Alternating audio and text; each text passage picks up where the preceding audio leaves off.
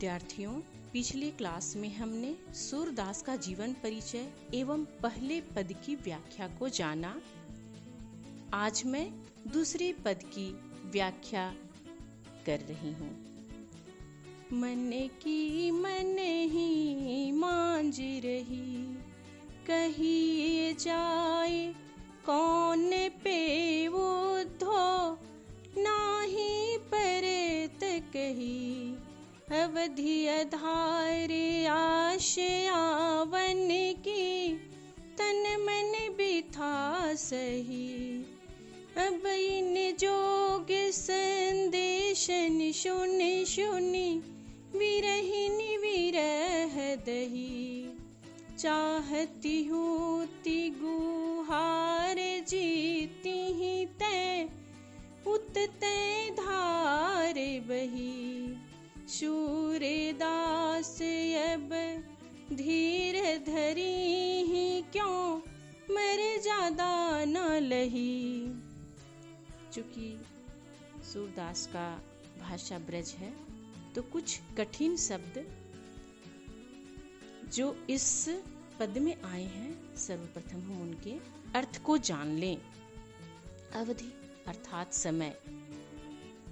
अवधि का एक दूसरा अर्थ भी होता है भाषा, जिस भाषा में गोस्वामी तुलसीदास ने रचनाएं की हैं। आधार का अर्थ है आधार, आवन अर्थात आगमन, बिथा अर्थात व्यथा कष्ट, विरहिनी अर्थात वियोग में जीने वाली, विरह दही अर्थात विरह की आग में जल रही हैं। हुती का अर्थ है थी, गुहारी अर्थात रक्षा के लिए पुकारना, जीती ही तै अर्थात जहां से, उत का अर्थ है उधर वहां, धीर का अर्थ है धैर्य, मर्यादा का अर्थ है मर्यादा प्रतिष्ठा, न लही का अर्थ है नहीं रही नहीं रखी।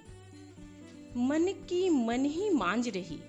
इस पद में गोपियां उद्धव से अपने मन की वेदना, अपनी पीड़ा बताते हुए कह रही हैं कि हे उद्धव, श्री कृष्ण के गोकुल छोड़कर चले जाने के बाद हमारे मन की अभिलाषाएं मन में ही रह गईं। कहिए जाई कौन पे उद्धव, नाही परत कही। हम किससे अपनी मन की बात कहें, कहते नहीं बन रहा। अवधि आधार आस आवन की, तन मन बिथा सही। हे उद्धव, प्रिय कृष्ण की आने की आशा में वे तन मन की पीड़ा सह रही थीं कि जब कृष्ण वापस आएंगे तो वे अपने प्रेम को उनके समक्ष व्यक्त कर कृष्ण के प्रेम का भागीदार बनेंगी। अब इन जोग संदेश सुनि सुनि, विरहिनी विरह दही। हे उद्धव, तुम्हारे इन योग के संदेशों को सुन सुनकर हम विरहिनी स्त्रियां विरह की आग में जल रही हैं। चाहती हूती गुहार जीती ही तै, उत तै धार बही। जिधर से हमें आश्रय की आशा थी, उधर से ही वियोग की विशद जलधारा बह रही है। सूरदास अब धीर धरी ही, क्यों मर्याद न लही। अर्थात गोपियों का कहने का आश्रय है कि योग संदेश सुनकर गोपियां टूट सी गई हैं और उनकी विरह की व्यथा और बढ़ गई है। सूरदास की गोपियां कह रही हैं कि हे उद्धव, अब हम धैर्य कैसे रखें जब श्री कृष्ण ने ही प्रेम की मर्यादा नहीं रखा।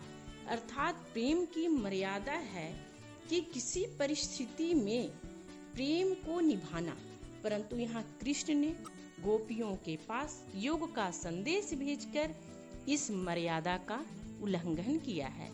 इस कारण कृष्ण के वियोग में गोपियां अत्यंत दुखी और व्याकुल हो गई हैं। इस पद में कुछ अलंकारिक शब्दों का भी प्रयोग हुआ है। हम उस पर भी थोड़ा ध्यान दें।